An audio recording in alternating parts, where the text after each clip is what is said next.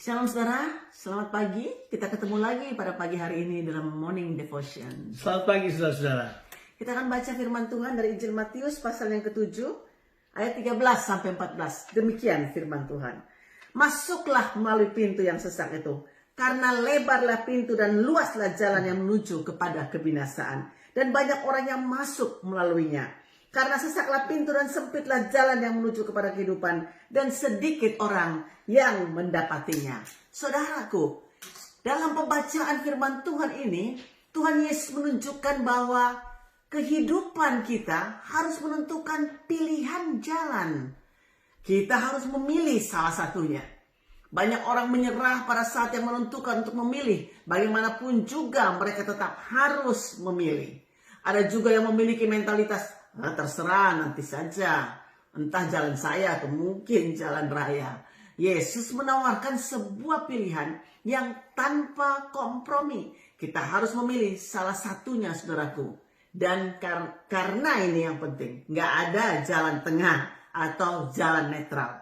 Sekalipun demikian, mental orang masa kini, kita nggak suka dipaksa untuk membuat pilihan-pilihan. Kita ingin mendekati sesuatu dan memutuskannya dengan cara kita sendiri pada waktu kita sendiri.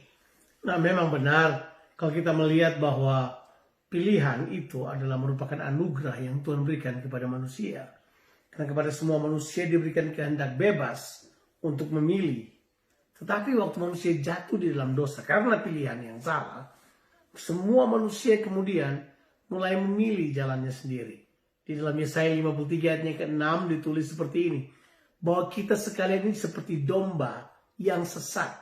Karena kita memilih jalan kita sendiri. Dan memang setiap pilihan kita akan bermuara kepada kehidupan yang lebih baik atau kehidupan yang hancur.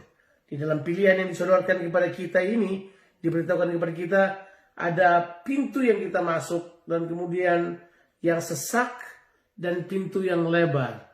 Yang pintu yang sesak menuntun kepada jalan yang sempit, sedangkan pintu yang lebar adalah sebuah jalan raya di mana orang bisa lewat di situ. Ya saudara, karena prinsipnya ini, jalan yang saudara tempuh selalu menentukan tujuan akhir saudara. So it means the road to travel always determines your destination. Nah, jelas sekali di dalam ayat ini ada tujuan dari kedua jalan pilihan ini. Ada jalan masuknya dan ada tujuannya. Ada pintu dan ada tujuannya. Coba kita lihat. Yang pertama adalah dibilang ini. Pintu jalan yang sesak itu membawa kita kepada jalan yang sempit.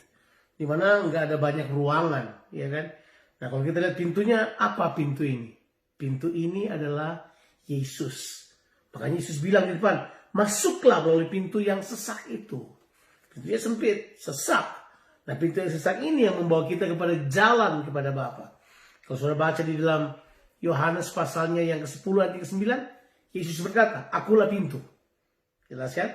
Untuk datang kepada kehidupan ini. Nah, jelas. Di ayatnya Yohanes 14 ayatnya ke-6, akulah jalan dan kebenaran dan hidup. Barang siapa melalui aku, dia akan sampai kepada Bapa. Itu jelas. Itu ayat yang kita sudah ketahui. Pintu ini adalah pintu Yesus Kristus. Pintunya adalah Yesus, jalannya adalah Yesus. Ujungnya, destinasinya adalah kehidupan yang kekal. Kehidupan yang berlimpah seperti yang Tuhan janjikan kepada kita. Tetapi pintu yang satu, dibilang pintunya itu luas.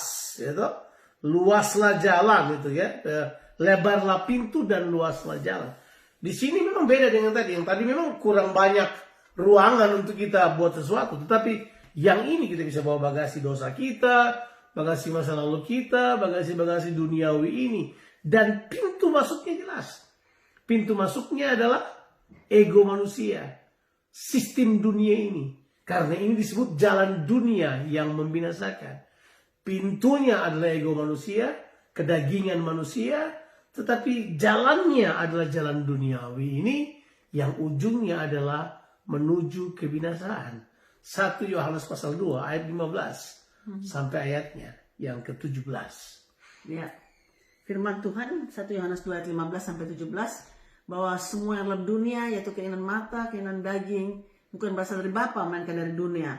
Dunia ini sedang lenyap dengan keinginannya, tapi orang yang melakukan kehendak Allah itu tetap hidup untuk selama-lamanya. Mari saudaraku, kita memilih jalannya Tuhan. Kita memilih saudaraku jalan kehidupan, walaupun jalan itu sempit.